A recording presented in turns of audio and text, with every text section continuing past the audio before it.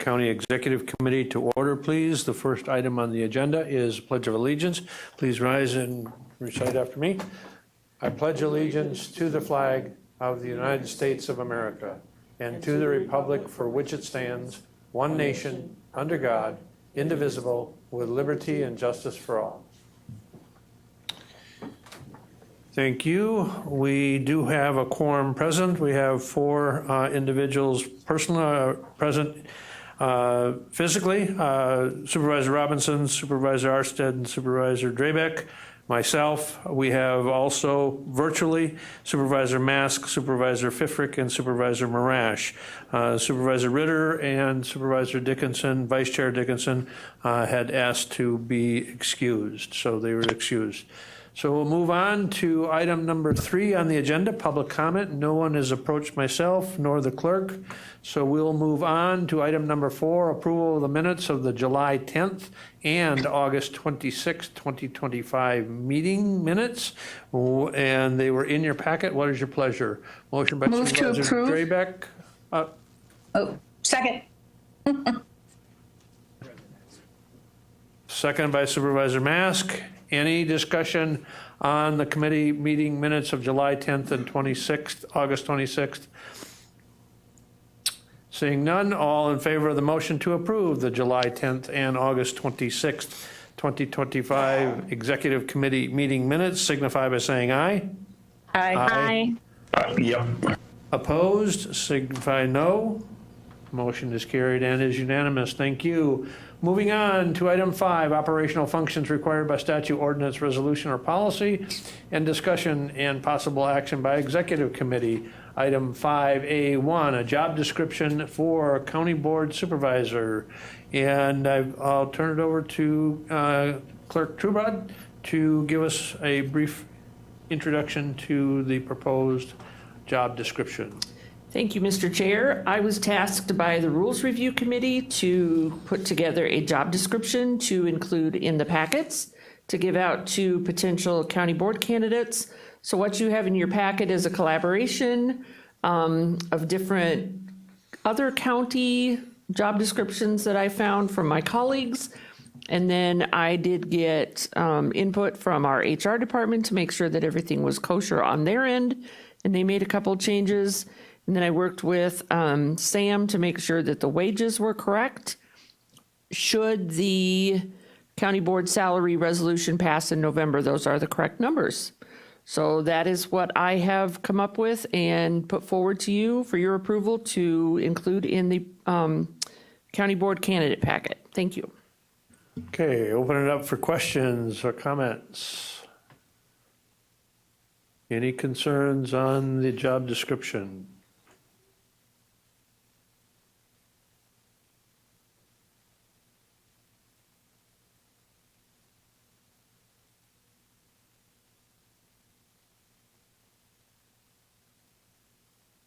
Would this require action by the committee to move forward? The job description to be included in the packet that's offered for individuals seeking the next term?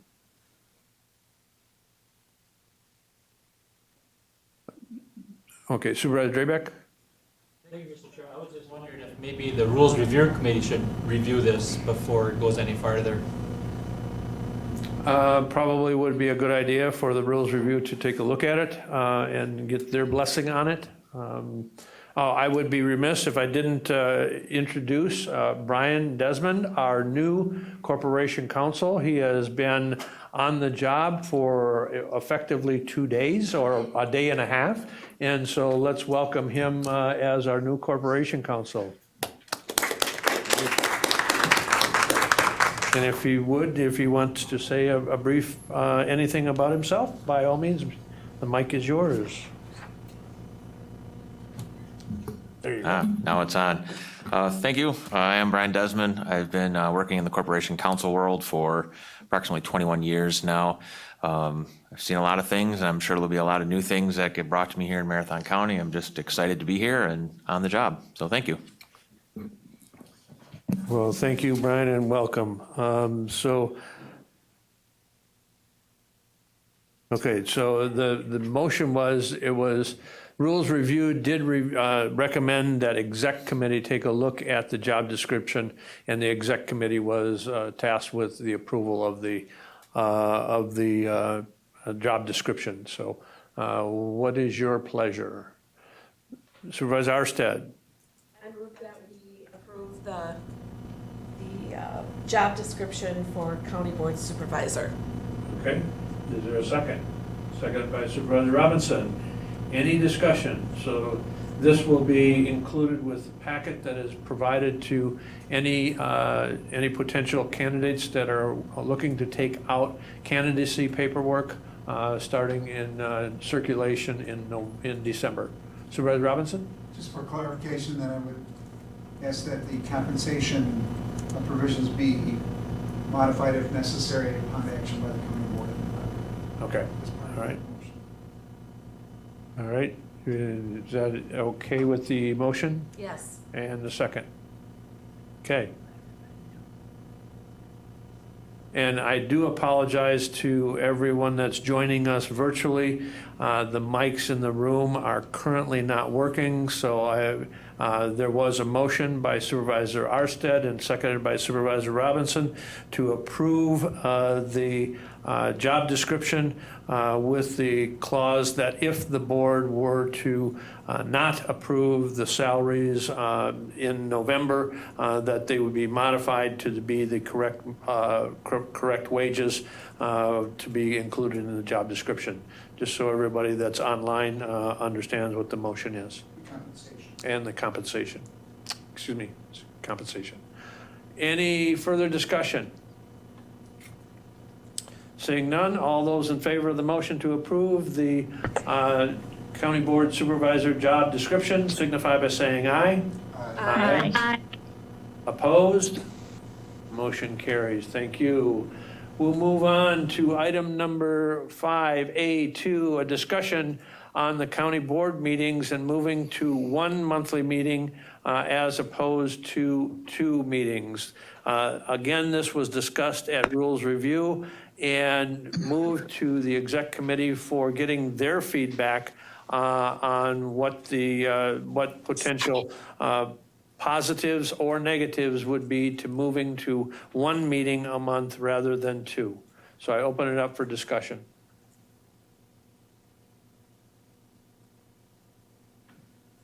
Supervisor Robinson, please.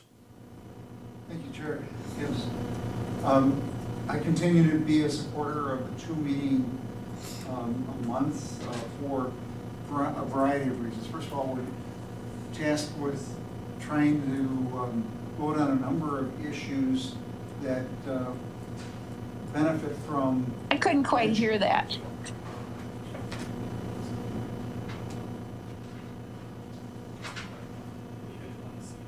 want me to come over there? Yeah, why don't we have anybody that's in the room that wants to address the committee come up to the mics. The mics in the front are working, and so we'll have the discussion from any of the individuals from the floor. Anybody that's attending virtually, we can hear you clearly, so your comments will be clearly understood. Thank you, Chair Gibbs. I support retaining the 2 meetings a month. I think we're dealing with a lot of different issues that benefit from education. I would hope that we would continue that first meeting a month to be really an educational or informational meeting so we can provide the county board with that information. I know we've had some short meetings in the past, but I think that the benefit of allowing for a presentation of issues and finding out what concerns county board members have at that first meeting to be addressed at the second meeting is also beneficial to the members of the county board. And I think we can expand that educational component to deal with some of the pressing issues that we have coming up in the near future. Okay, thank you. Any other discussion, any other comments? Yes, Chair Gibbs. Go ahead, Supervisor Mask, please. So I truly believe in what Supervisor Robinson just said. I do believe that after speaking with over the last few months with several supervisors, that when we have a disagreement over a resolution and someone suggested that we just send it back to committee, would only delay things. It's nice to have that span between the educational meeting and the voting meeting to resolve anything or any questions for the resolutions or any other questions people have. I know that it's been brought up about the expense of staff and security. There are a few people in this meeting that are going to remember we used to have a voting meeting at 2:00 in the afternoon. If we went back to a voting meeting in the afternoon and moved it to 1 instead of 2, there would be no overtime for staff or security. And I don't know why people could not make that voting meeting in the afternoon. If they can make their committee meetings, they should be able to make a voting meeting also. That's my suggestion. Thank you. Thank you. Supervisor Arstead, please. Thank you, Chair Gibbs. I am in agreement with Supervisor Mask and Supervisor Robinson. I feel that every time we have something to discuss or an education, sometimes it takes me a little more time, slow up top, but sometimes it'll take me time to really do more research when there are questions. So I like knowing coming into that voting meeting that I am good and ready to make the right vote. Thank you. Thank you. Supervisor Drabek, please.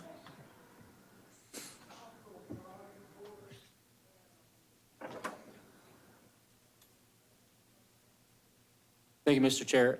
There's been a few times when we had the educational meeting, I had one opinion, and by the time we got to the voting meeting, after I heard a bunch of the arguments, and then I had contact with my constituents, that I changed my mind. And I think that was probably a better way of doing it. So that's my opinion, but I also think that it could be up to like the chair's opinion if there's a whole lot on the agenda or controversial or whatever, or if it's just procedural, then we could just go to 1. So that's kind of where I'm at. Thank you.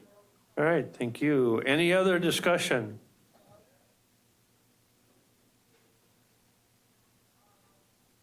Any other discussion or comments? Supervisor Pfeffrick or Supervisor Marash, any thoughts? Nothing from me, Chair. This is Supervisor Morash. I agree with the thoughts that have been stated. I have appreciated in the past having more time to reconsider and get more information and feedback from constituents, so I'm in favor of keeping 2 meetings. Thank you. Okay. Any other discussion? So I think there's consensus that we could provide back to the Rules Review Committee that the Executive Committee is in favor of retaining the 2 meetings a month. There is a suggestion at least to consider possibly, excuse me, moving the voters meeting to a different start time to possibly reduce potential overtime costs for staff and also security. So I'll provide that feedback to the Rules Review Committee Chair and also the Rules Review Committee itself.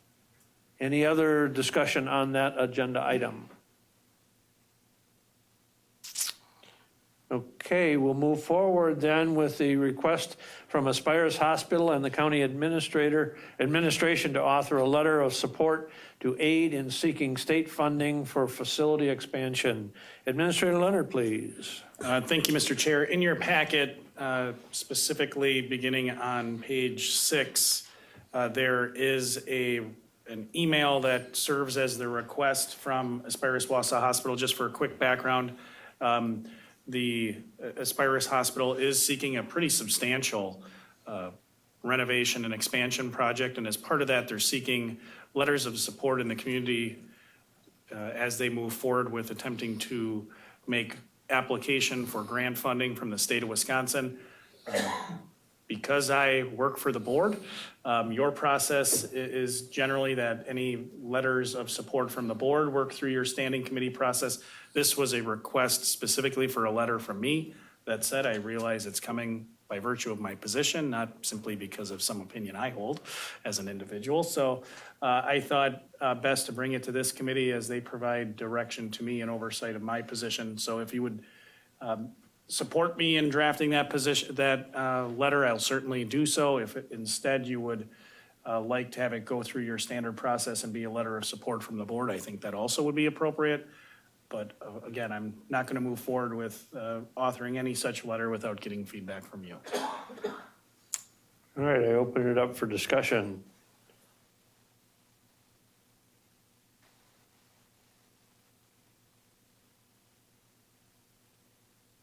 Supervisor Robinson?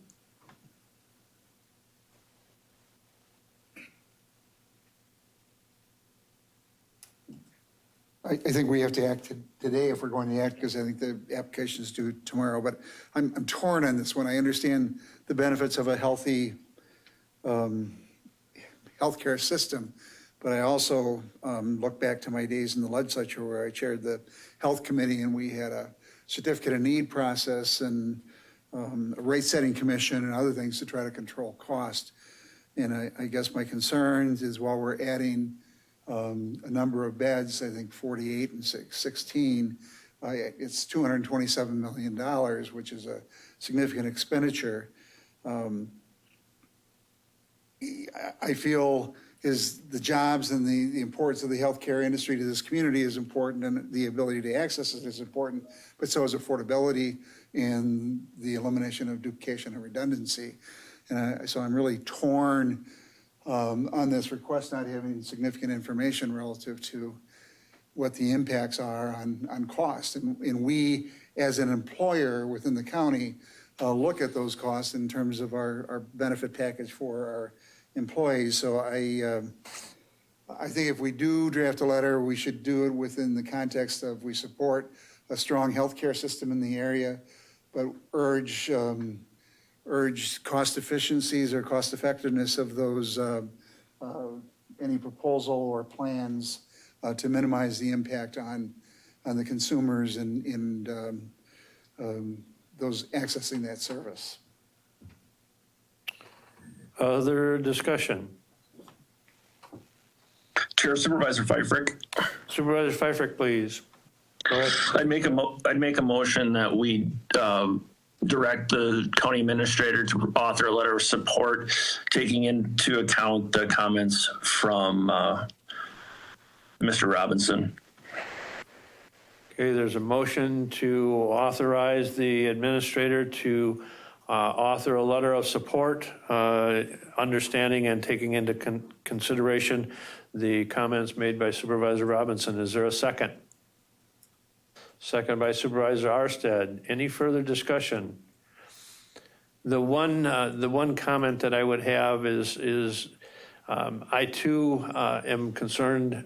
We do have two medical facilities in this community, and so I would like to at least have a little more understanding as to what the proposal is and what the impact is on the total community in our healthcare. I clearly support a healthy medical system, but I think I would like to see a little more understanding how that potential expansion at Aspirus may have an impact on the other healthcare system that we have in the community. So I would be more comfortable with getting at least a recommendation run through the Extension Education Economic Development Committee and understanding what the total impacts are on the healthcare system that we have in Marathon County and more specifically North Central Wisconsin. It needs to be by tomorrow. Oh, the letter of support needs to be authored by tomorrow. So referring it to committee might be problematic, but again, I still have some concerns about, do we truly understand if we're asking for a letter of support asking for funding from the state, are we taking into consideration the other facilities that we have in the region? Supervisor Marash, please. Thank you, Mr. Chair. The concerns that you and Supervisor Robinson have voiced, I share, and I also have more concerns than that, so I won't be supporting this. Thank you. Okay, other discussion? Other discussion?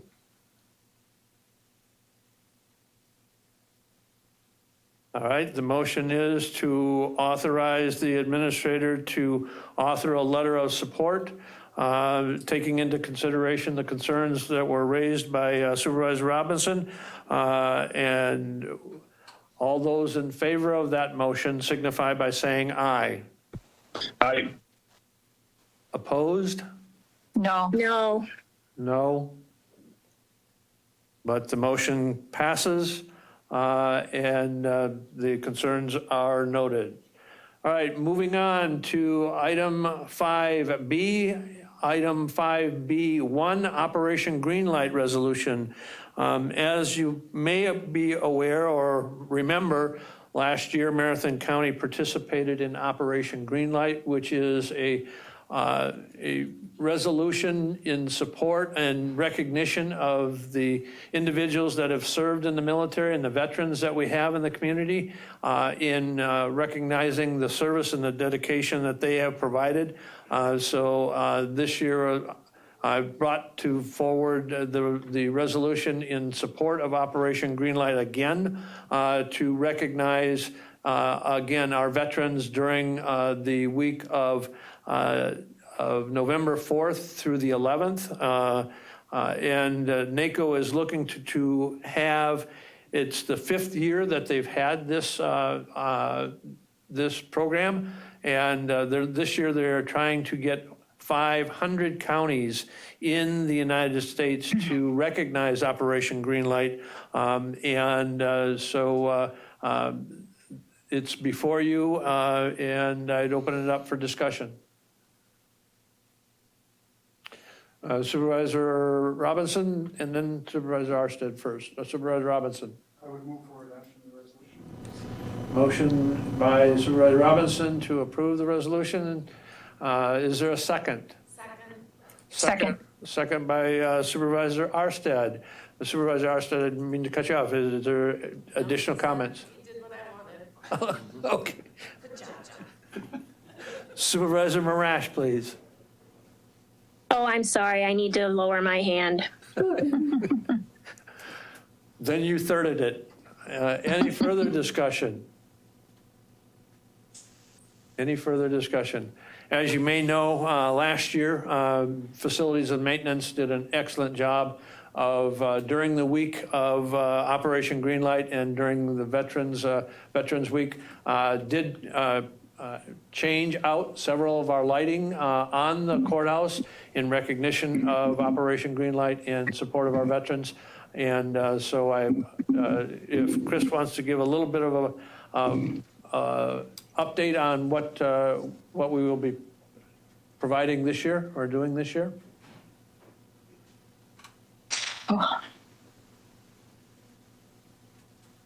Thank you, Mr. Chair. At this point, the plan includes what we did last year, which was swapping out the light bulbs on the south face of the courthouse to be bright and green, so that would show up on the wall and cast a broad green light there, and to also display green lights on the west entrance, which is the main public entrance of the courthouse as well.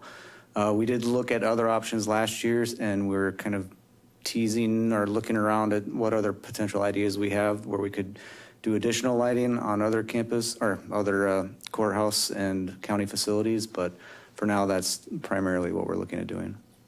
All right, thank you. And I know that our CVSO, County Veteran Service Officer, does an outstanding job at providing the level of services to our veterans in the community. So I want to thank them for their work. Any other discussion? All right, so the motion is to approve the Operation Greenlight Resolution. All those in favor of that motion signify by saying aye. Aye. Aye. Opposed? Motion carried and is unanimous. Thank you. We'll move on to item 5B2, a resolution on Crash Responder Safety Week. Again, this was a resolution that was brought to my attention. It is a campaign that is taken up by the state to recognize the crash responders during Crash Responder Week. And the sheriff had reached out to me. It was too late to get on the agenda for public safety. So I felt that it would be appropriate to bring to the executive committee to consider if they so desired to move to the full board for its consideration this evening. Any further discussion? Any discussion?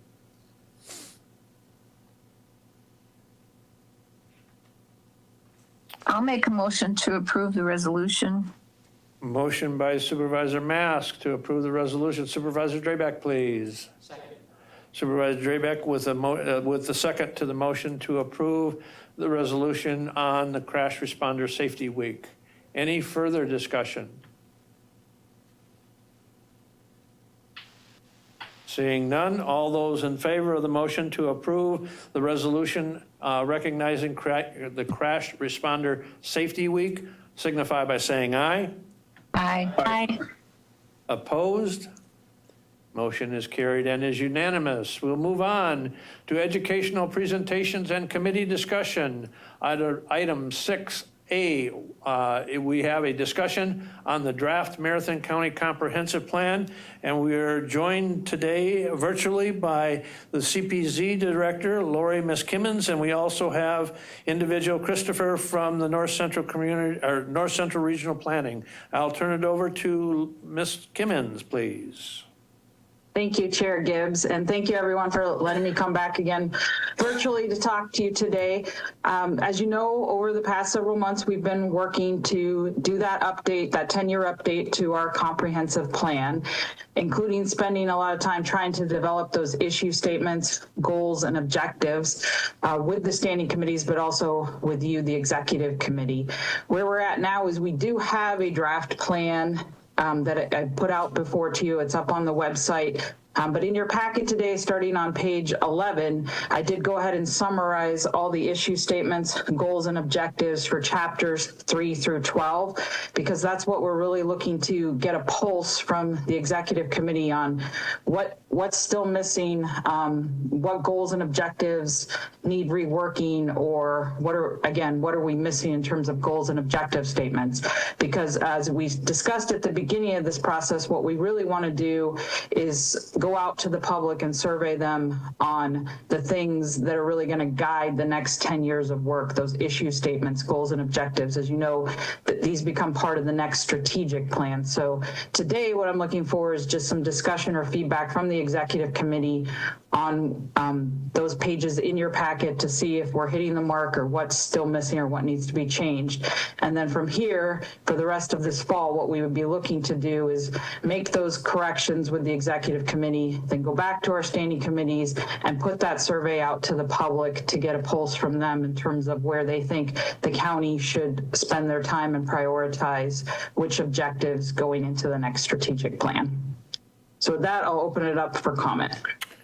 Open it up for questions or concerns on the draft summary that we have. Supervisor Robinson?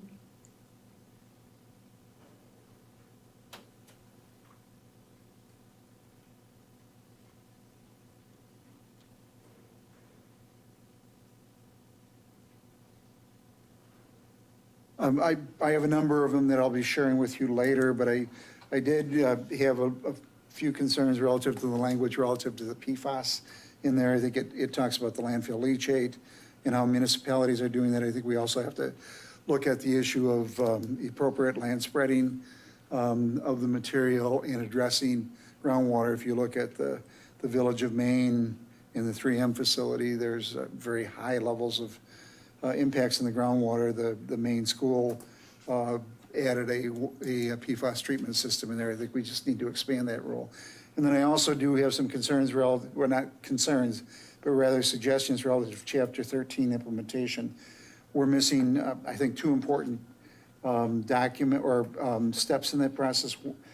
Specifically, the administrator's work plan is not referenced as an implementation tool, and I think it should be because the board drives that document, and it is part of both the strategic planning process and ultimately the comprehensive planning process. And then some committees adopt work plans, and I would ask that we look at where and when committees adopt work plans, that we incorporate those also as implementation tools.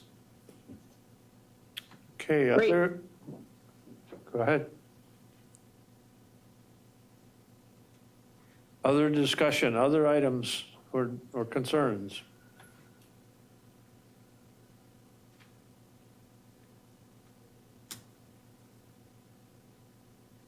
Anything else? You're all on mute.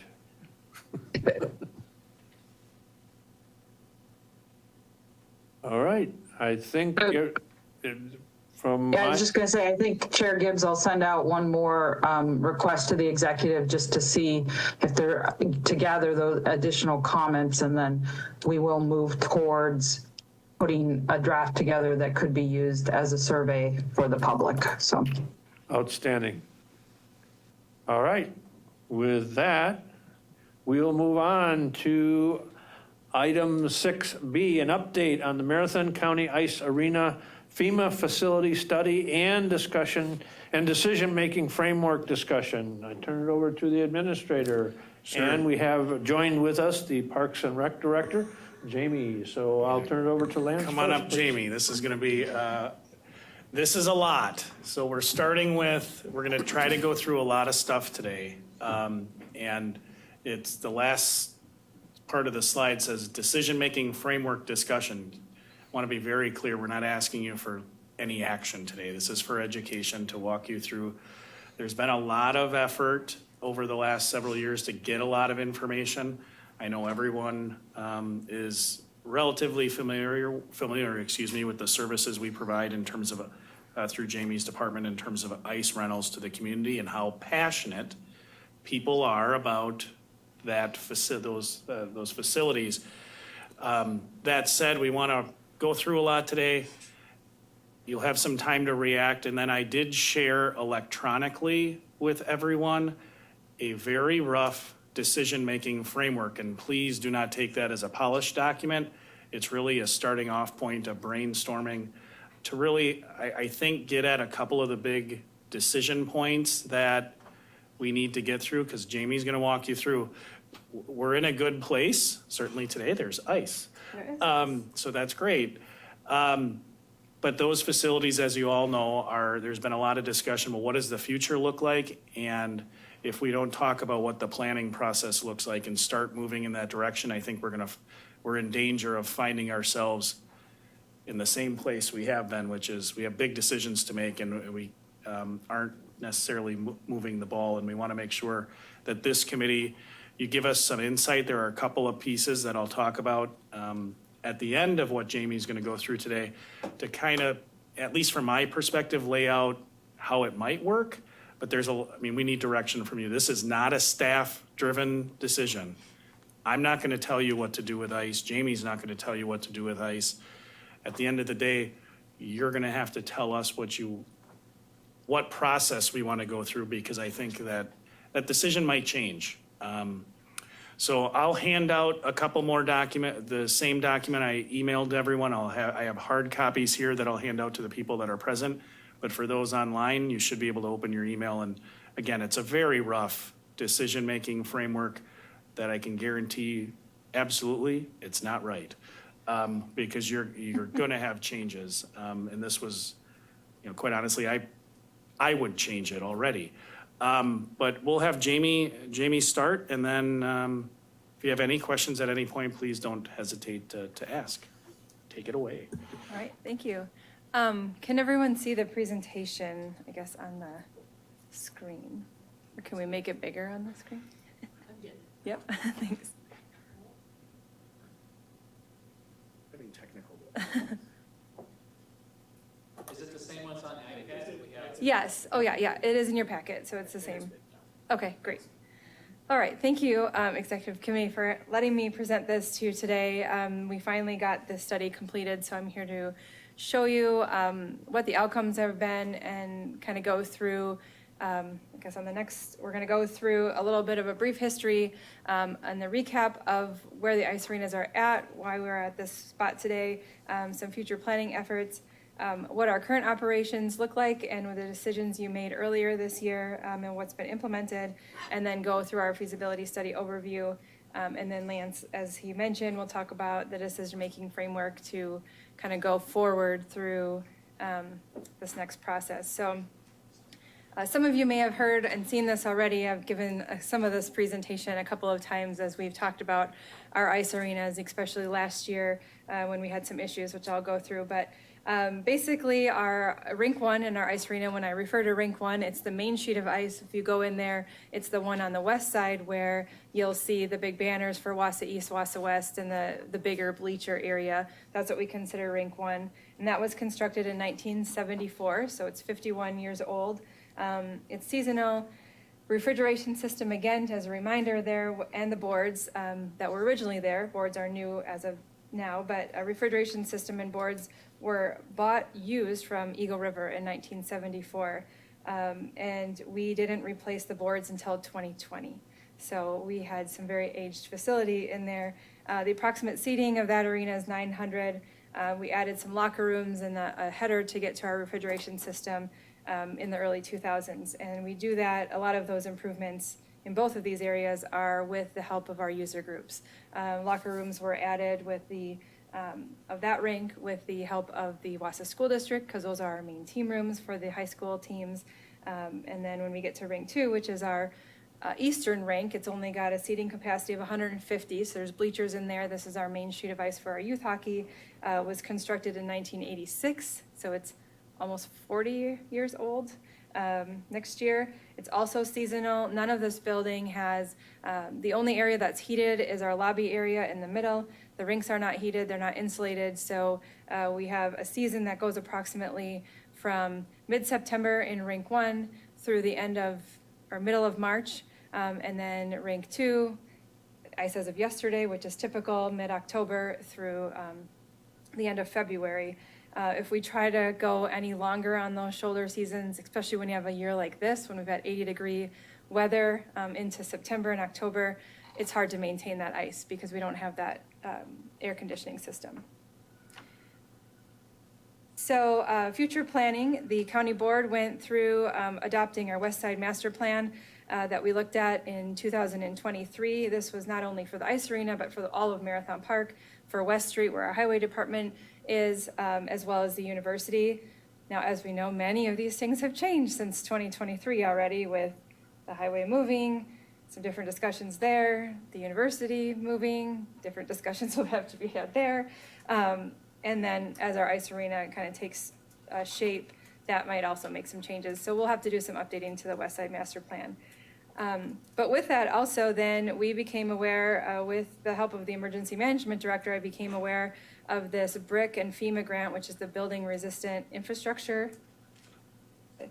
Resilient Infrastructure, yeah, grant through FEMA, where we could look at facility improvements. If we were already looking at facilities that might need to be rebuilt or improved, how we might incorporate a safe room, which was something that the FEMA is pushing or was pushing through communities all over the United States. The closest one we have is in Stratford. I believe they have a safe room onto their new school. So we looked at, I'm like, oh, I have multiple facilities I could actually do this for, but the ice arena was a big one, just knowing the age of it. And at that time, we hadn't had any major issues. So we applied for the grant. We got a $325,000 grant to do a feasibility study of those facilities, and that would be incorporating a safe room. So we started that process, and we've been going through that process since. In the meantime, before we finished, we had the refrigeration system in our Rink 2 fail last year. So that was in front of the board. You all became very well aware of those issues. On the screen, you see the infrastructure that we found in the ground. how corroded, broken it was. And the county board approved then this mat system to put in. I think I'm getting ahead of myself a little bit, but we had multiple leaks last year. We opened about 3 weeks behind schedule. Our staff did an amazing job opening up the floor, fixing what we could to get the ice up and running last year. But it's the life of the infrastructure within the floor and within our refrigeration room is well beyond its useful years at over 50. So getting to the ice mat system, in March of this year, the county board did approve the purchase of this ice mat system and allocated $950,000 to this project to not only purchase the ice mat system, put it in, but do some upgrades to our refrigeration room in order to tie that ice mat system into our current refrigeration operations. We were working on it all summer. We had an excellent contractor work with us who has the expertise in ice arena mechanical systems and installing this ice mat. You can see on the picture there, it came in 15 different rolls that we have laid out along the floor to cover the entire floor surface. It's the full 280 feet of the arena. And the header is the picture kind of to the right. That is along the whole south side of the building. So it's an above ground header that then ties into our refrigeration room. And in our refrigeration room, where you see the black pump and piping is where that old corroded Y was in the floor. No longer there. We don't have an issue of that bursting on us. And that was our exchange between our two rinks. If that would have gone, it would have been very detrimental to both arenas. But we have, as of yesterday, we had our first rentals on Rink 2. We're completely up and running for the season on both Rink 1 and Rink 2, as we normally have been. It's a typical year for us as far as making ice available to our community.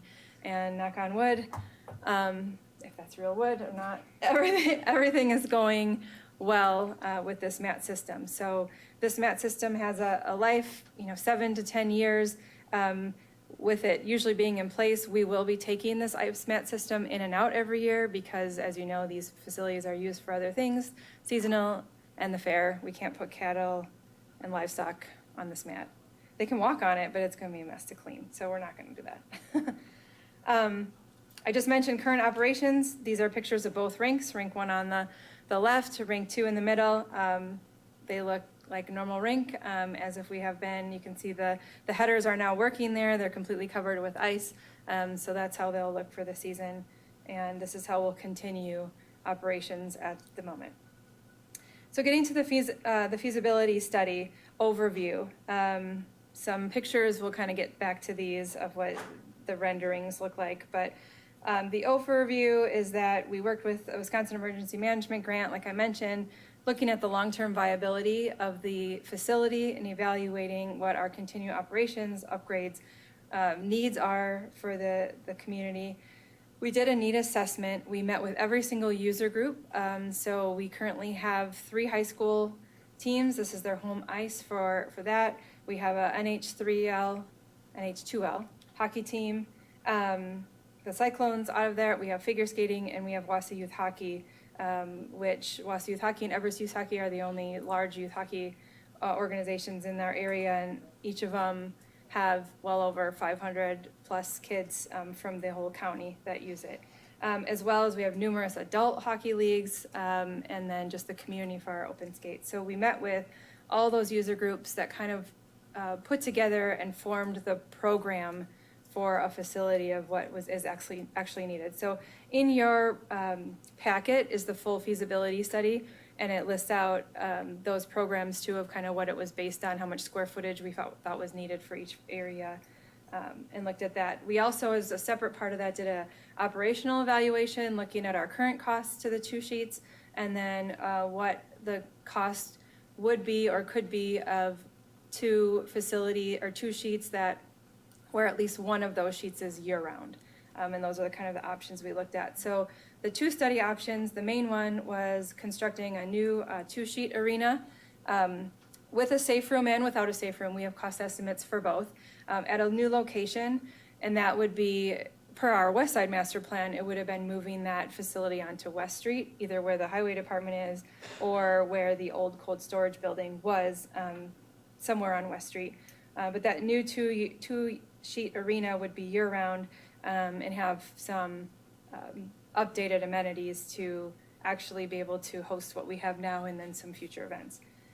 Option 2, we also looked at is if we were to take down Rink 1 in our current location and rebuild that one sheet as a year-round facility, and then just do upgrades to Rink 2, which would be the refrigeration flooring system, so we wouldn't use the mat. So that's what the study looked at. Like I said, overview of option 1. This is the kind of the layout that we came up with. You know, it's hard to read all of these little pieces. It is in your packet.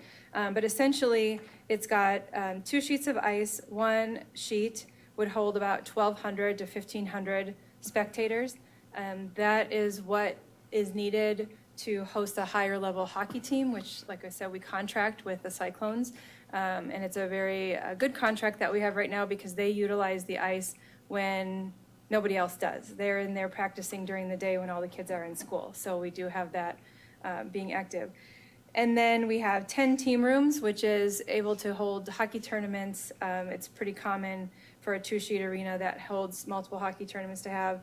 And then in this has areas kind of dedicated to each of those 3 high school teams, which that would be something that if we were to build this facility is what I imagine, and in my past experience building an arena is we may shell out this space, but it would be up to the school districts to actually finish the space to what they need. They would supply lockers, fixtures, all that kind of stuff. But it was included in there as this is their home ice. These also include a dry land area, a bigger lobby area, a concession room, and some meeting rooms. So we have the main level, which is kind of where you walk in, and then an upper level, which shows kind of where the seatings, actually that's the same.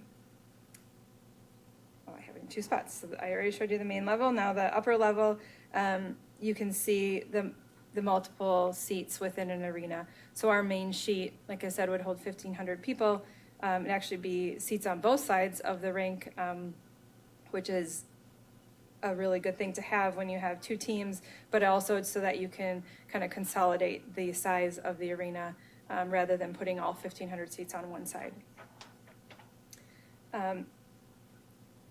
This is where it's expensive to do these facilities, but this is a general cost estimate based on today's dates with a 1-year escalation, basically. And also, as we included in here, some tariff escalations. If those go away, then those costs would go away and stuff like that too. Design engineering's at contingencies at 15%. Maybe that's high, maybe it's right along in there, but based on that this is going to be a couple of years out, these are fairly conservative numbers from our architect. Cost of a brand new 2-sheet facility is around that $54 million, so it is a heavy price tag. As you're seeing with the highway department and the highway shop, those facilities of those square footages have a higher cost. The second option of the feasibility study, as I mentioned, is redoing Rink 1. Sorry, these are very skewed when they're pulled on here, but this would be where the ice arenas are in their current location. Now, if we did this option, we would have some logistical issues for a year as far as having ice available for a season, because building an arena like this would take about a year. But I think we can figure that out, especially since now we own a mat system. We can figure out where that would go. But basically what this does is it rebuilds Rink 1, very similar to that new facility, expanded lobby area, meeting space, dryland area, the team rooms. We would keep Rink 2 basically exactly how it is with its existing team rooms. The only thing that would update in Rink 2 is the flooring refrigeration system, so that we would take out all of those corroded pipes that you saw in the floor, put a new floor in, tie it back into the refrigeration room. Upper part, this would still have the same amount of seating, but now this is only on one side because we're going to be building out more to the west rather than trying to put something between the 2 arenas. So this cost to phase 2 is about $34 million, which is basically building one and updating another. So looking at the feasibility study overview, this is a lot of numbers. I'm not going to go through all of the numbers, but we took everything that we pay now. I mean, right now we have a 2-sheet facility. So we're not adding any ice per se to the community other than the off-season if we were to make a one sheet year-round, which is where we can really increase the revenue. But we're not adding any more during the regular season, which we needed to make clear to all of our user groups that we already have a 2-sheet facility that's at its max today. If we build a new 2-sheet facility during the hockey season, there may be some time we may be able to rotate some things, but really the amount of available ice during your regular season isn't going to increase. But you will have the increase longer season on the back end. Maybe we can put ice in earlier on the front end for camps, and then that summer ice in one of those sheets for a lot of camps. Summer tournaments, I mean, hockey's year round if anybody has hockey. I do not, but all my nieces and nephews play hockey, so they're playing all year. But looking at this projected revenue with one sheet being year round, we're looking at about 662,000 expenditures. Without a capital improvement fund in there are about 686,000, so we're about a $40,000 in the red. If you add in what they put in here as a capital improvement fund, that would be a good thing to add to include in here as putting some money aside for capital improvements for this facility as it would go a year.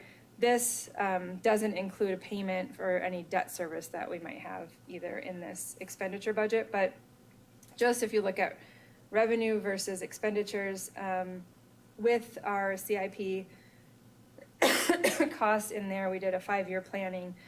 We're close, we're about 96% cost recovery going through, and then we're building up that capital reserve. Like I said, when I worked with our economic impact, or when I worked with the consultant who does this regularly, these are very conservative numbers. I believe as a department, we can make this facility even more successful with increased revenue. It's going to take some time, but there's other things that we can do besides hockey and figure skating and ice things. We can, you know, on that season when you have ice out, we already currently have like the circus, and we have different special events that come in. We could definitely put in more special events. I just visited Onalaska Ice Arena, and they actually invested all in pipe and drape, and they have conventions and activities in one of the rinks almost every weekend all summer long. So there are the other options to do. None of that is in this revenue projection at the moment. Also with that, they did an economic impact analysis. They did indirect impacts, induced impacts, and direct impacts. We're looking at about $3 million economic impact based on just mainly the hockey and the figure skating side of this facility.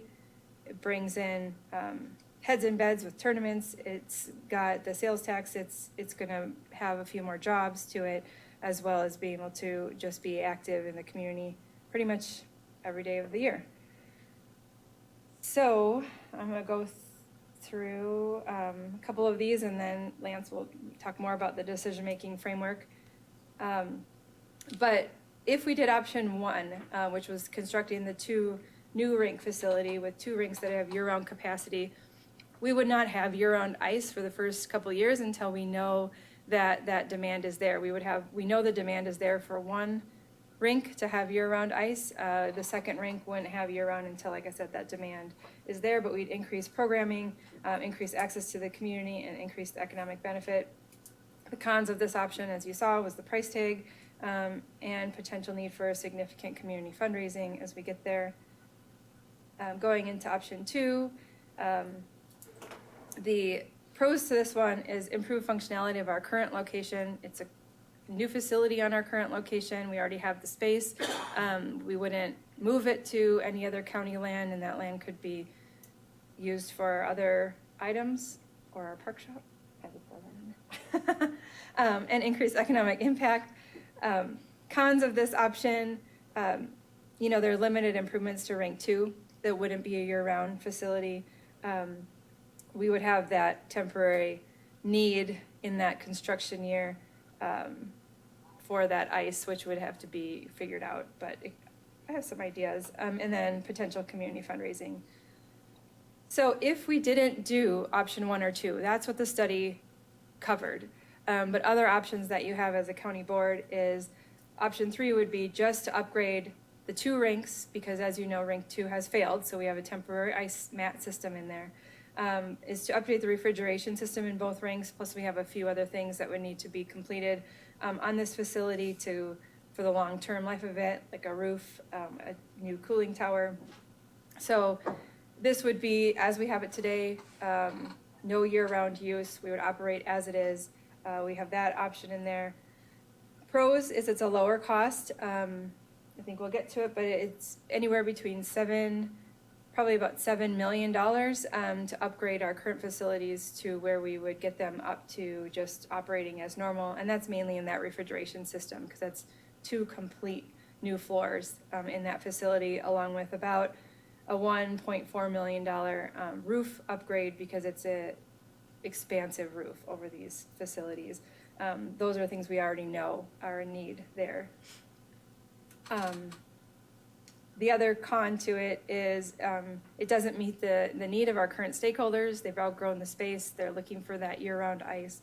It doesn't give them any of that shoulder season, and the space is very crammed in the arena as it is. We can seat about 900 spectators currently in our main sheet. On a major high school game day between, let's say, Everest and West, that's packed. You can't fit any more people in there. Cyclones are limited to the number of spectators they have, and they could be bringing in more. For that level of hockey team, that 1,200, 1,500 is ideal. And then option 4 is, once the arenas fail, we could just no longer operate an ice arena and be out of the business. This would be a loss of a community resource. It would cause, all of our user groups that we've got on here to come up with another idea. And right now, there isn't that other option. There is no other ice in the area that has capacity to take on any of these as a whole at the moment. So that would be something that would definitely need to be communicated to our user groups and kind of phased out. But it is an option, because it is a facility that the community or the county runs and operates. So I will turn it over to you on this. So, great job, Jamie. That was a lot. I'll start with going back to where Jamie referenced the FEMA study, the work that we got through that Building Resilient Infrastructure and Communities grant. You got a lot of good information, but it's a lot. It's a lot of information.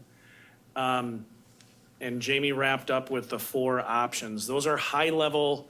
I mean, at the end of the day, if you think about it, like, hey, where could this story end? Those are all available to you. As Jamie concluded with, it's not a mandated service. You all know that, delivering this service to the community. It's not mandated by the state. That said, we've been doing it a long, long time, and people are very passionate. They've come to rely upon it. And as Jamie alluded to, the infrastructure in those facilities is aged. You bought yourself time with, at least we hope, barring something unforeseen, you bought yourself some time to go through and have a deliberative process about what does the future look like. And again, Jamie did the nice presentation. We couldn't get the architect or the consultant here to give you, but all that information was developed by those consultants and the architect. And again, we can guarantee it's not completely accurate. Things are going to change, but it's meant to give you that high level information. So what is that, the time that you've bought with the ice mat system and the limited upgrades that were pursued this year, really what are the next steps is what I was hoping to talk with you just a little bit about today. Again, not seeking any action, really hoping to start the conversation and get feedback, because again, we have some time, but not enough that we want to delay overly. So again, you have those, I think at a high level, those 4 options. One is new 2-sheet facility with year-round ice capability. That's option 1. Option 2 is an idea that you have essentially a new facility that allows for 1 sheet to be year-round capability and renovations for a seasonal sheet. The cost estimates for right now, again, are in that $55 million range for the first one, 35 million, I'm ballparking here, 35 million for option 2. And then you have option 3, again, at a high level of, hey, what might it look like to status quo? Now, status quo doesn't mean you're going to continue to operate ICE for the same 50 years without making facility upgrades that we've had with, from 1974. That's going to take some effort. So one of the things we can look into is what does that really look like? And Jamie did some high-level estimates. The elephant in the room of the ice sheets is the refrigeration in terms of cost, but you do need, hey, we know we need a roof, as Jamie said, and that's a big roof.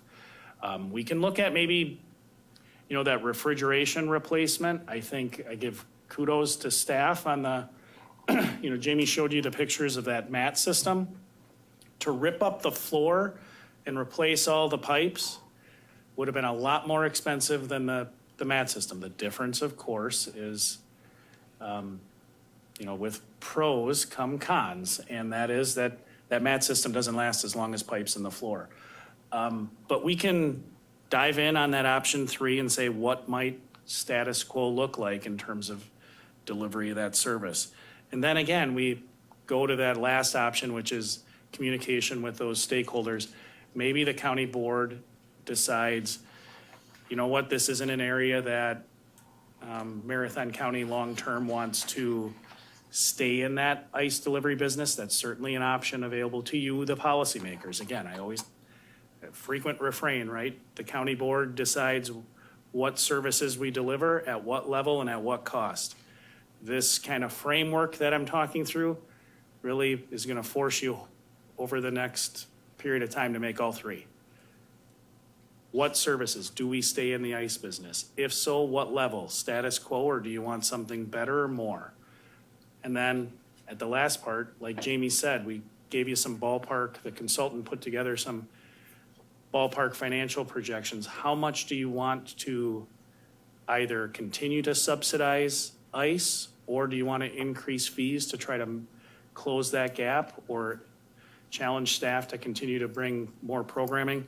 All those things are decisions that at the end of the day, staff can't make and shouldn't make. They're going to be decisions for the board. So I tried to lay out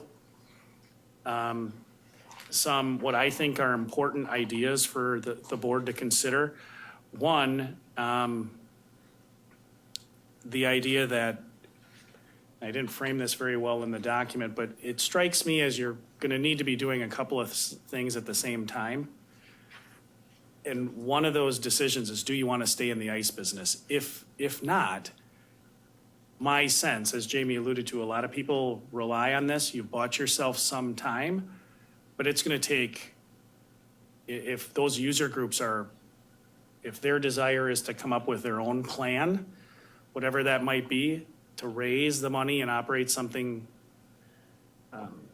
that we have historically operated, the county has historically operated, that's going to take a lot of time to do that. So as much notice as you can provide, I think, from my perspective, that would be, that's important for the community. But at the same time, if you want to move forward with the idea that the county is amenable to substantial upgrades, so that essentially means option 1 or 2. My experience with the county has been, you have frequently turned to those stakeholder groups and said, hey, we're in if you're in. So the example I'll use is the warm water therapy pool. The county had operated that warm water therapy pool for many, many years, decades. As that facility was at the end of its useful life, the county board heard from the community how important it was.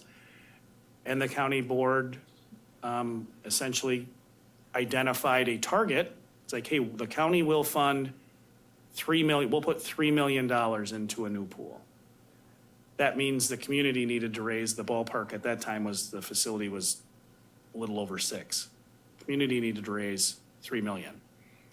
And the community did that, and you continue to have a warm water therapy pool. So that brings me to, again, option 1 and 2. how does the county board, if you're interested in, again, upgrading that level of service in terms of quality and accessibility, like Jamie said, you can, if with at least one sheet of year-round ice capability, you can offer year-round ice. And maybe extend the season a little bit on the other. I'm not sure. Or if you have 2 year-round sheets, again, substantial increase. So what does the target look like that the county board sets for the community? Or stated differently, how much is the county willing to pledge to provide that kind of incentive for the community to go out and fundraise? Because either way, that's a big number, at least it is to me. And I'm sure you're going to turn around and ask me at some point, ask our team, what are the funding options for us? Because, I mean, 50 million on the, if you borrowed for $50 million, like Jamie said, not a single one of these projections that the consultant put together allows for debt service, right? It's, hey, if we do a really, really good job and we increase fees consistently, we program it, maybe we break even putting a little bit aside for routine maintenance, not roof replacements or big ticket items. It's the stuff that, again, I'd classify as routine maintenance. So again, that second part is, what is the fundraising target you want to provide? So start thinking about, is it a different target for option 1 versus option 2 if you're considering option 1 or 2 in the first place? And then in terms of that fundraising opportunity, how long do you want to give? You know, you kind of have to find that Goldilocks zone. You don't want to give them so little time that it's not enough to go do fundraising. My sense is also you don't want to give them 6 years because that gets too close to the potential issues, end of life we might have with our current system. And also, it's been my experience that a little bit of urgency is good. So you have a lot to think about in terms of what does this process look like? What information do you need? How do you want to structure this? And you know, one big thing that occurred to me as I was talking with Jamie and Chris about this is, you know, as you structure out the milestones of when potential decision points might come into play, you also have to think about, is this a county board led exercise, or are you going to have your committees work through your committee system? Because at the end of the day, I don't know, with option 1 or 2, if the board's amount of money that you're pledging is significant, you all know, I mean, we're in the midst of budget season, and one of the directives you gave me was no new debt. So if you're gonna incur debt for a project like this, you need a 3/4 majority of the board. So perhaps it is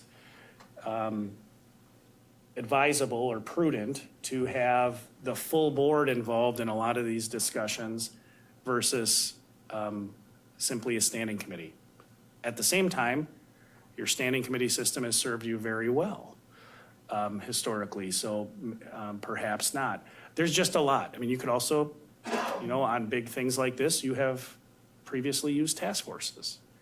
Do you want to do something like that? So there's not only a lot of actual decisions you need to make about what does the future look like, but there's also, you know, one of the threshold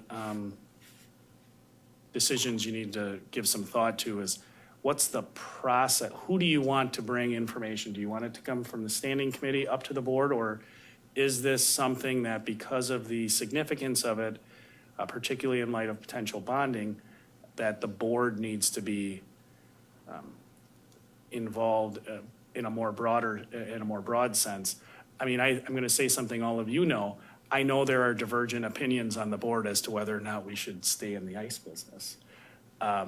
Not again a staff decision. We're not going to tell you yes please or no don't. But how do we help you as you go through that decision making process is kind of what we wanted to start with today. And again, please react to the document that I handed out or emailed. There's a lot of information in there. I do think, again, when you start talking about those kind of big decisions, the threshold one to start is, are we staying in the ice business long-term? Because that, I mean, if your answer to that is no, then we need to start talking, what does an intentional exit look like? And as I allude to in this document, you know, I haven't done enough research, and I mean, Brian's on day 2. One of the things we would need to look at is, you know, could you even fathom a world in which perhaps there's an intergovernmental agreement with, Jamie referenced, one of the biggest users is the local school district. Is there a world in which, hey, congratulations, there's, here, we'll sign an intergovernmental agreement where you have use and are also expected to operate these ice sheets. At the same time, you got it's within Marathon Park, and there are restrictions based on how the county came to own that park from decades ago relative to the fair use, fair access. There's a lot, if you want to delve into things, that staff are going to need to investigate as well. So a lot of questions, a lot of information. I don't know if anyone has any thoughts they want to share right away, but there's a reason we wanted to at least get a lot of this information out to you right away and take it to this committee, because I think it makes sense, again, when we talk about board process, coming to the leadership of each of the standing committees. That is a lot to take in and a lot for this committee to digest and consider. But I think there's, you know, I think the broad question is, you know, what is the process that we're going to use to make those decisions as we move forward? And whatever those decisions are, you know, what's the process and what's the time? And then the other thing that's, you know, is critical, I think, is understanding the time frame. You know, we have a time frame that effectively we bought some time with the MAT system, but that's not guaranteed. We know that the system, we made some upgrades to our ice capability or ice making capability with the MAT system, but we also have some challenges with the existing system. The one thing that, you know, I know that we had as a board authored and authorized, you know, looking into the application for a grant through the BRIC system. However, I think the current administration has terminated those applications at this point. And so I don't know that that's an option, at least at this point, for funding whatever option we choose to go down if we're going to look at that program. So that program is, at least at this point, off the table. So that goes back to then the decision-making, you know, that we're looking at is option 1, 2, 3, or 4. You know, price tags that are appropriate with each one, and what's the appetite for this board, because it may be a decision that this board cannot, nor can any board, you know, pledge another board's commitment. And so even though we may recommend, say, option 2, and if that requires bonding, that's going to be a bonding decision that's possibly going to be made by a future board. But we need to, if we're going to, you know, what's the appetite for this board, and whether it's something at the exec committee, at the full board. I think the administrator laid all of those concerns or all of those options out. And so I open it up for discussion. If I could just confirm your point, and I had that on my first note and I failed to say it. Like Jamie said, we got the FEMA and BRIC grant for design with the hope that we would then be able to access the FEMA and BRIC dollars for construction, which they historically offered that. That was, while we were going through this whole process, we were advised that that program has been terminated. At least the funding for this cycle has been terminated. Is that fair, JB? For the design? No, for the construction. Oh, the construction grant. Yeah, we did submit a $9.2 million grant ask. Yeah. Please. But it didn't go away. So prior to the administration having the BRIC grant go away, we did get in the grant application that had gone through the Park Commission, and I believe the county board to give permission to apply for that grant, and that was a $9.2 million ask towards the construction of actually this option 2 is what we wrote that grant for. And then after I did all the work and submitted it, now it's no longer there at the moment. But if they do ever bring it back, they are keeping those applications on file, what I've been told. Okay, Supervisor Marash, please. Thank you, Mr. Chair. First of all, I'd like to thank Jamie and all the staff for all the work that they've been putting into this whole project. And you might hear background, that's Violet. So I apologize for that. I think it's really important to be proactive and start real conversations with the user groups to find out who exactly in the community, including the various nonprofits that are interested in undertaking this kind of a project. We've already heard from one nonprofit that was interested and expressed that to committee about building a replacement ice arena. So I'm wondering what do we need to do to instruct administration to explore a public-private partnership for the ice arena? Thank you. Great question, and I'll look to the administrator to. I didn't say answers were coming today. So my thought, again, looking at kind of at least the framework for decision-making, I think to make good use of everyone's time, it would be helpful or perhaps productive to have the full board provide some indication and confidence in, hey, we're staying in the ice business. I say that from a point of concern that if there's an ask made of the community to fundraise, I think for them to be successful, thinking back to our history with the warm water therapy pool, my recollection of what the board heard at that time was, we being saying as if I was the community at the time, the user groups needed some assurance from the board that if they went out, what was the target they were going to have to be, that they were being tasked with, and that if they met the goal, the county was in for the project, in for the future. And I think my sense is that logic holds true here as well.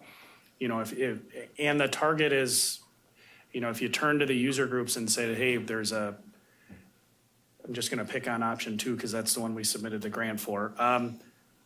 $35 million project and the county says, hey, we're in for $5 million versus the county saying, we're in for half, are fundamentally different. They're all big numbers to me, but I think, you know, before there's the, hey, user groups, we want to look at a public-private partnership, and those can be very different what that means. You know, if there is a target for the county to stay in the operations and ownership of the rinks, you know, because that could be a different part too. Jamie and her staff do an exceptional job running those sheets. They have expertise that other groups certainly don't have. You know, those things could look different. We could be tasked with being kind of providing some of that expertise. But if the county's vision is we're gonna stay in the ice delivery business, we're willing to own the sheets, we're willing to put forward X dollars to renovate them for option 1 or 2. if you meet this target user groups. I think that would be the first, I feel like I would need those things to go out and make that ask. But that's off the top of my head in response to your question, Supervisor Marash. Other discussion? Supervisor Arstead, please. So my question would be, what would a task force take to develop?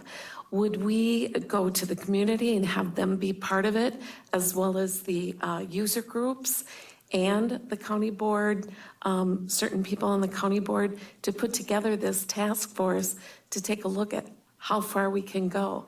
Personally, option 4 is that is not an option with this community. There's too many people that are involved with the hockey and skating, figure skating, the ice. Option 4 is, to me, that's my opinion, is not an option. But if we could get a task force together to identify what everybody wants and then start putting that into the options that are feasible, is that something that we could do? Sure. I'll give you, and I'll task Jamie with responding with the hard questions. I would say we have a lot of that baseline information when Jamie talked about what is, the feasibility study and that evaluation. The current state of user needs is in a lot of the stuff that we had. So like Jamie said, if you're doing status quo, you're really not expanding any availability, and Jamie said it very appropriately. My sense, what I've heard from the limited people that come talk to me about ICE, because they think I know anything, but it's that there's not more. I mean, if you're in DC Everest community, they want more ICE over at their facility over there. Our user groups, youth hockey has made it very clear, they'd love more time. So if you go the option of 1 or 2, you do expand.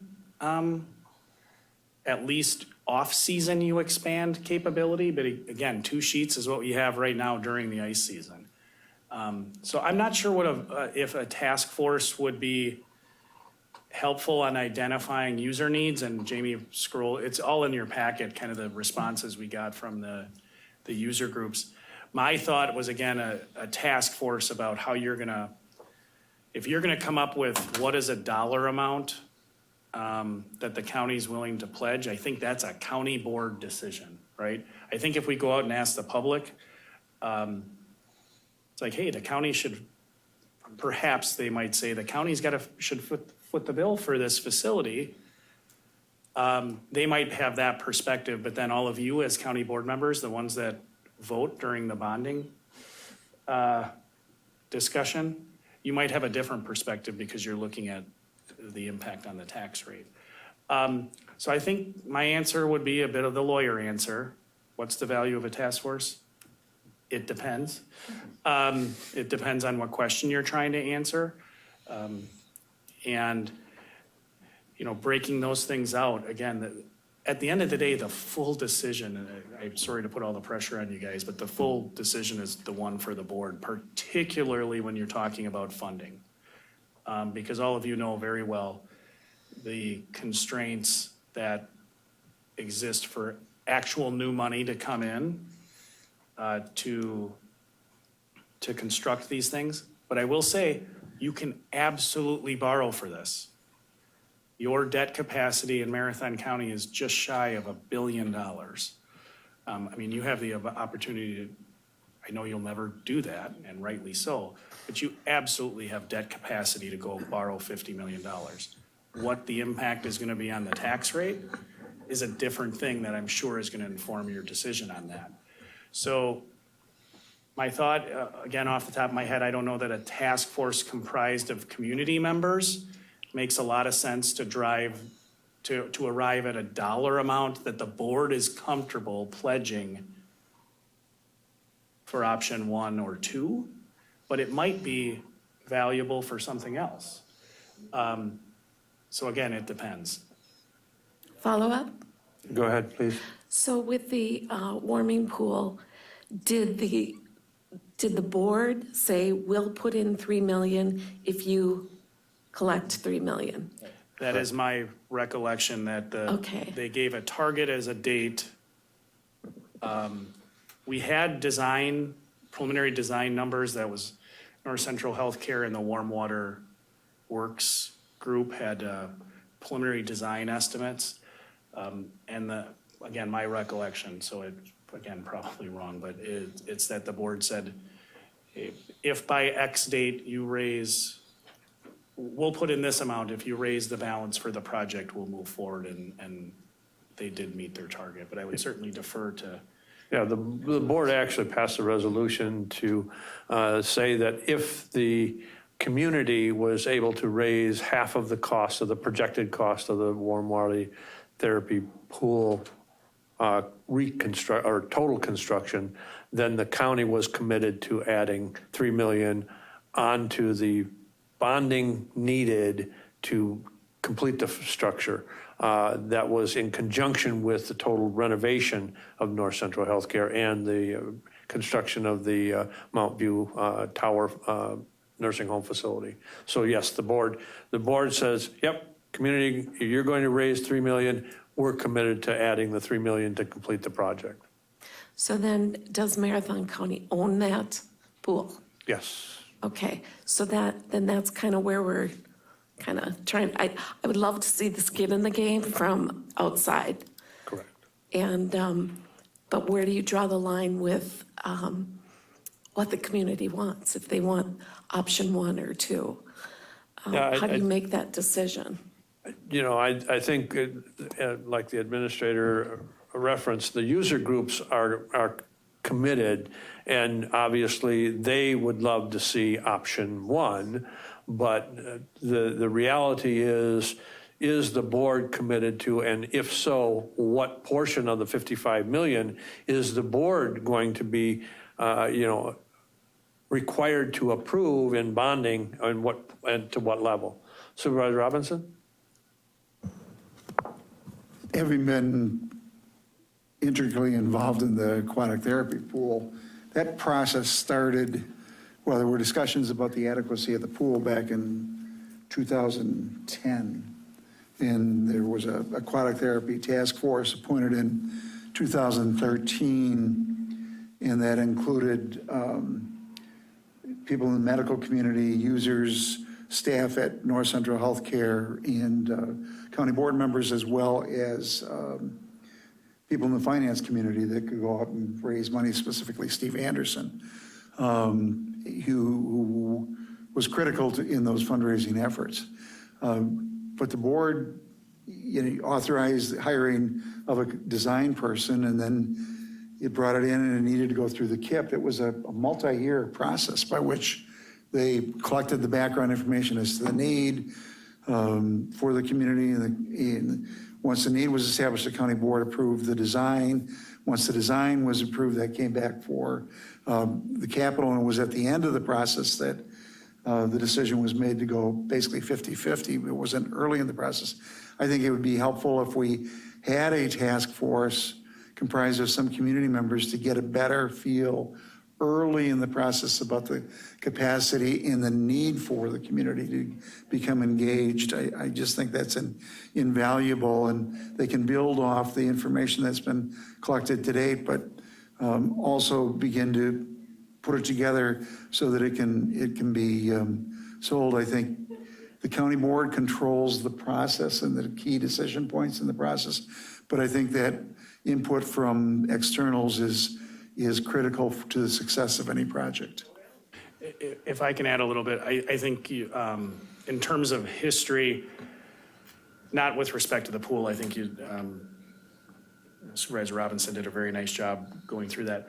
I think if you look at what has happened over the last several years with respect to ICE, we're in a very similar position in terms of the background information that you referenced, that the task force with the pool was helpful in obtaining in terms of user information and user need, cost for that's what, we made really good use of that FEMA and BRIC grant program.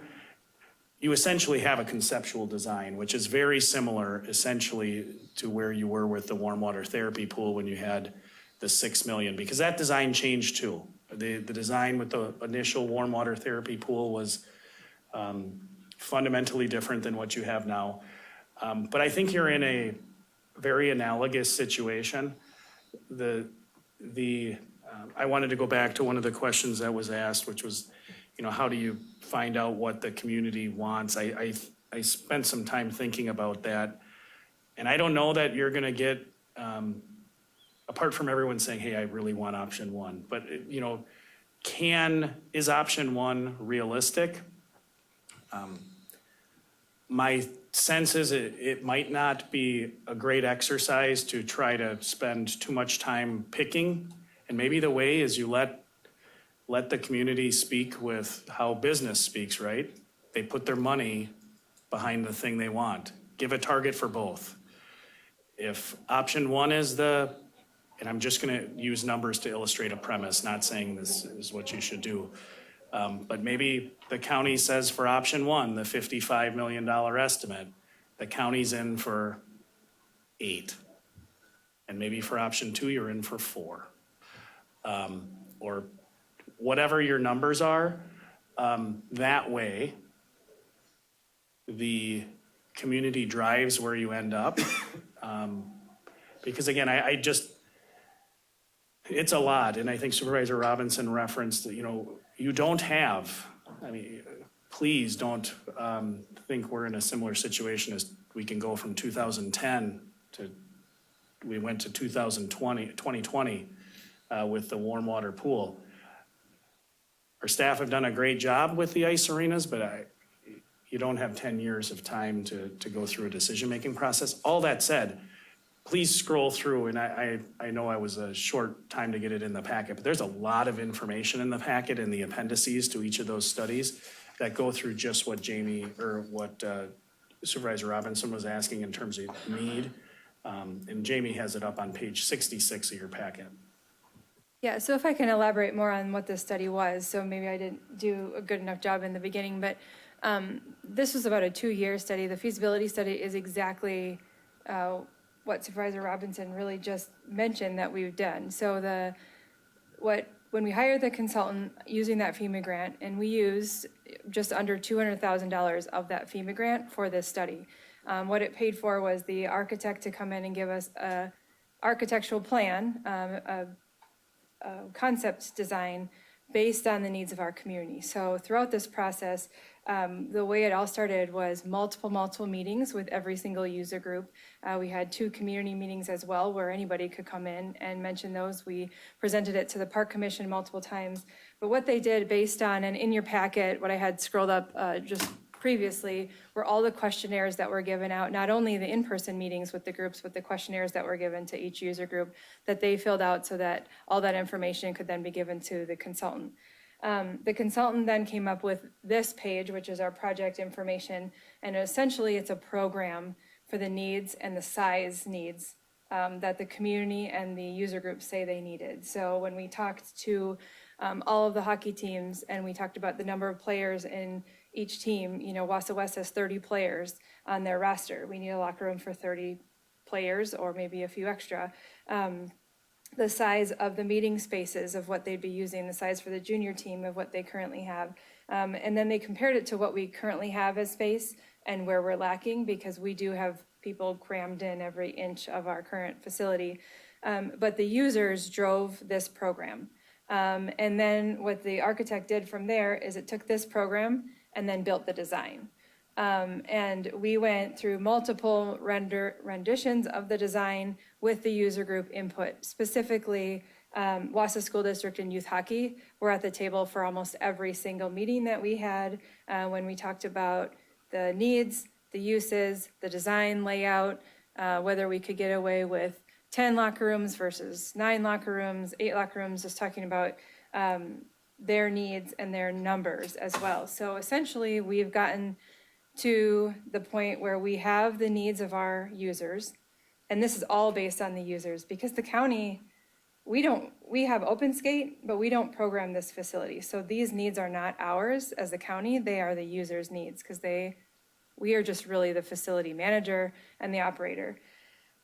So we have the needs, we have the design based on those needs. Now, we could always reduce some of that design when we get into the actual construction documents and we're talking about the costs, the value engineering design concept. But what we designed was what we have for that 2-sheet facility. And if you do ask our users, they want the new 2-sheet facility because of the fact that it's 2 year-round sheets of ice. And if the need is there, which they say it's there, we are conservative in this study showing that we're programming 1 sheet of ice year-round. But if the need is there for 2 sheets year-round, our users will use it, they will pay for it, and they have that option with the new facility versus if we just do option 2, we don't have the option for 2 year-round sheets of ice because that plan is only to do 1 year-round sheet and 1 seasonal. So there isn't more room for expansion with that. However, if you talk to any of our user groups, they would love a year-round sheet of ice just to give them more option because there's so much need in that off-season and those shoulder seasons. But at a very minimum, they want 2 sheets of ice to continue their operations as they have today. So when you ask the users what they want, they're all going to say option 1, but when the price tag comes in, it has to be realistic for the community and what the county is going to support, what the user groups are going to support. And then we start with the plan that they all told us they want, and then we tweak it from there. But we are to that point where our user groups have had all of this say, and they have driven this process through the study. Other discussion? Supervisor Drabek, please. Mr. Chair, I was just sort of wondering, the board told Lance no more borrowing or whatever. And so, but we do own some land here and there, am I correct? Like River Drive and stuff like that. Could that be sold and get enough for that to get a start on this? Sure, I think people have, short answer, yeah. Depends on how much you get for River Drive and how you define get a start. And that River Drive and Thomas Street have actually been talked about as a strategy. You adopted a resolution a couple of years ago to say that those the proceeds from any sale were to be put to essentially 1, debt service, and 2, minimize future borrowing needs. So short answer, yes. You have a number of pieces of property. Jamie opened with a reference to the UW and the highway shop. I mean, you've done a lot of facility work over the last several years. You still got some more to do, some more decisions to make, but certainly any property sales the proceeds could go to reducing the final price tag, or at least the county side. Because again, I assume that the board is going to say, hey, we're not borrowing 50 million, 55 million and putting that on debt levy. So it's really, I think one of the big operative questions is, and I know Supervisor Arstead weighed in, hey, she thinks staying in the ice business is good. Full county board, I think it would be very helpful to know that. And then, again, I think at the end of the day, you're going to need to give a target. If you're going to stay in the business and the county is going to be involved, if you provide a target in terms of a funding target for either of those options, at least then they know. And then they know what the consequences are, because I think that's also important. If the targets aren't reached, what does that mean? Because if you don't hit target 2, say the board is going to put in, just for round numbers, we'll put in 5 million, total cost is 35. The user groups don't raise 30. What does that mean?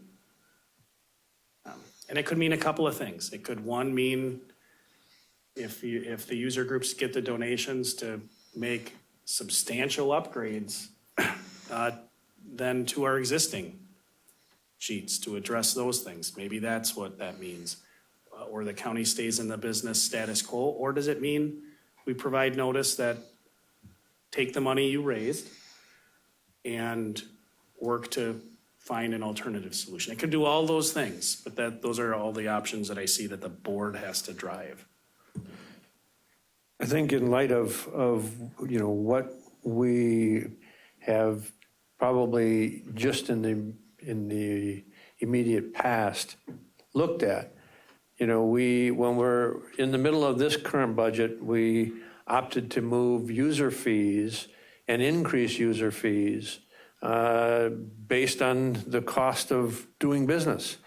And so again, I think when we begin this discussion, I think, again, it's not a mandated service.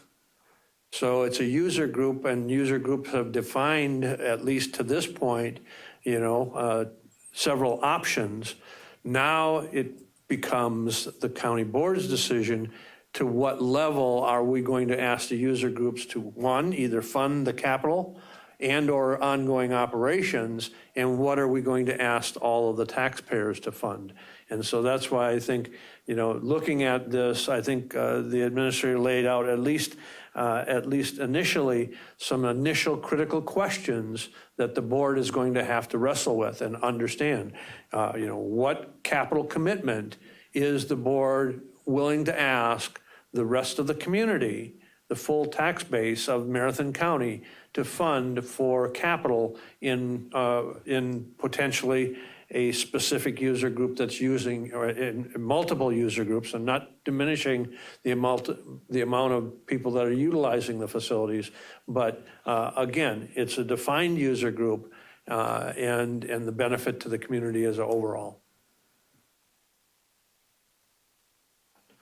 I don't know that we're going to get answers to these broad ranging questions today, but I want, I guess what I'm asking is everybody to please consider this information, and we'll put this on the next exec committee's agenda and get feedback then as to how we move forward. What process do we want to use? Do we want to use, again, a task force? Do we want to bring in the full board in making that decision? Again, if we're going to go down option A, B, C, whatever it may be, it's going to effectively require some potential bonding, and that is going to require a 3/4 majority vote.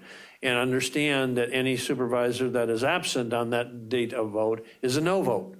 And so with a 38-member board, that means that you can only have 9 no votes or absentees, and the Bowering resolution goes down. So again, just a lot of information that's being shared, but I think it's timely in that we bought some time with the MAT system, but we need to give the user groups and the board time to digest all of the information and make an informed decision as it moves forward.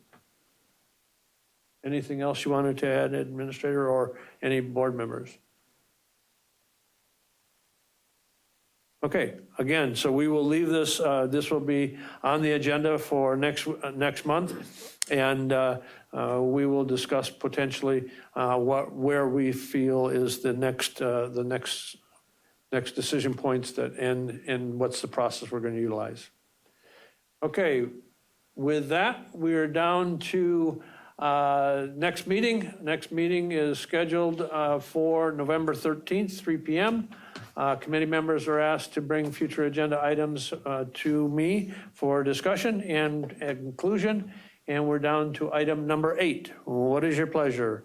Motion by Supervisor Drabek, second by Supervisor to adjourn. All those in favor of adjournment signify by saying aye. Aye. Aye. Opposed? We stand adjourned. Thank you, ladies and gentlemen. I'm sorry, Supervisor Arstead. Supervisor Arstead made the second.